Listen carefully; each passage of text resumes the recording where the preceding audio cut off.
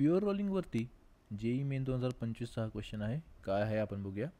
A solid sphere is rolling without slipping on a horizontal plane. The ratio of linear kinetic energy and rotational kinetic energy is. म्हणजे याच्यामध्ये एका solid स्पियरच्या linear kinetic energy आणि rotational kinetic एनर्जीचा आपल्याला ratio विचारलेला आहे.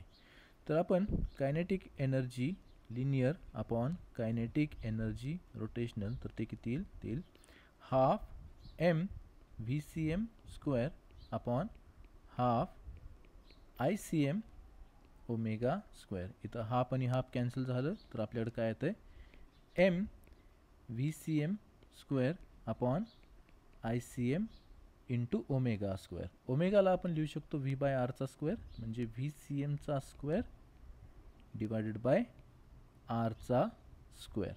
तर इथं आपल्याकडे finally kinetic energy linear upon kinetic energy rotational जे येतं आहे ते काय येतं आहे, M R square upon I C M.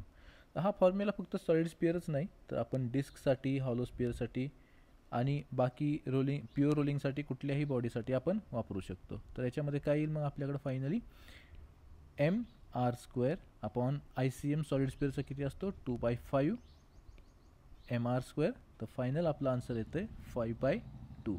Correct option is D.